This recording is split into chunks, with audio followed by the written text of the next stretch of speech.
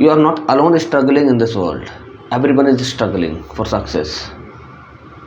तो कभी भी तुम्हें ये लगे कि तुम्हारे दोस्त हैं, उन सबकी ज़िंदगी में बढ़िया चल रहा है, केवल तुम ही परेशान हो सकता है आपके 10-5 दोस्त अच्छे चल रहे हैं, उनका बढ़िया चल रहा हो ज़िंदगी में, लेकिन बाकी पूरी दुनिया को कंपैरिजन करो तो सब कोई स्ट्रगल कर रहा है यार।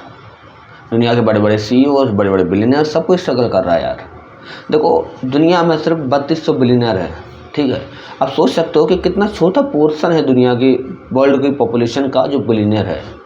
तो समझ सको किस लेवल का हार्डवर्क चाहिए। और मुझे लगता है कि hard work doesn't matter, the thing matters how you come back after getting first failure. बहुत से लोग 10 साल तक कम बैक ही नहीं करते, कहे चलो छोड़ो हो गया एक बार में। तो यहाँ ये मैटर करती है, पता है बिलियनर बनने के लिए सबसे बड़ी चीज़ तो ये मैटर करती है कि आप बाउंस बैक कैसे करते हो। और कि आपकी ज़िंदगी में प्रॉब्लम्स हैं तो ऐसा, इसका मतलब ये नहीं है कि बाकी सब लोग अपनी ज़िंदगी अच्छी जी रहे हैं। हो सकता है आपके 4-5 लोग अच्छे हों आपके आसपास के, बढ़िया ज़िंदगी चल रही हो, ज़िंदगी किसी की भी अच्छी नहीं चल रही है। अगर आप कंपैरिजन करें तो मतलब दुनिया के स्टैंडर्ड से कंपैरिजन करें तो शायद किसी की भी अच्छी नहीं चल रही है, सब लोग लगे पड़े हैं। तुम्हें क्या लगता है किसी व्यक्ति को किसी अच्छी जॉब में, कंपनी में जॉब मिल गई तो उसकी लाइफ को सेटल है? नहीं ना, वहाँ भी उससे बड़े बड़े लोग हैं जो उस ऑर्गेनाइजेशन को चला रहे हैं। तो you are not alone to think कि भाई सब कुछ मेरे साथ ही गलत चल रहा है। And in the end last बात कहूँगा कि तुम एक अकेले काफ़ी हो to reshape the world in your direction. इसका एक एग्जांपल देता हूँ। डीप सीक जब ओपन AI का वैल्यूएशन 300-350 बिलियन डॉलर हो गया था, तो डीप सीक का एक सिंपल मॉडल आया था और उसने डीप सीक के सिंपल मॉडल ने पूरी ओपन AI के एम्पायर को हिला के रख दिया था।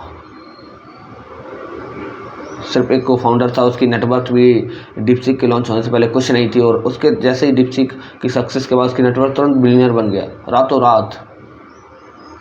तो मतलब हाँ ये है कि उसका जो मतलब बिलियनर बनना एक दिन का नहीं था, उसका प्रोसेस काफ़ी साल पहले से चल रहा था। लेकिन वो एक व्यक्ति पूरे इतने बड़े बड़े 350 बिलियन डॉलर का एम्पायर को अकेले हिला देना। पता आप दुनिया किसी भी कोने में बैठे रहो, इट डजंट मैटर कि भाई कि आप एक इंडिया के छोटे से गाँव में बैठे हो तो आप कुछ कर नहीं सकते हो यार, यू आर इनफ। और उसका सबसे बड़ा एग्जांपल मुझे लगता है इंडिया के पर्सपेक्टिव से अडानी से बड़ा कोई एग्जांपल नहीं है, क्योंकि अडानी ने जो किया वो बड़ा टेक किया। अडानी का टेक में कुछ हाथ अभी तक मुझे लगता नहीं है। Still he is the second richest person of the world with a net worth of 80-90 billion dollar. I am not wrong, समझ रहे हो आप बात को।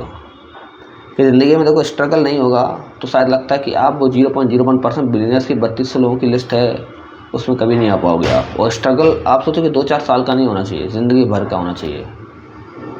लगे रहो लगे रहो लगे रहो।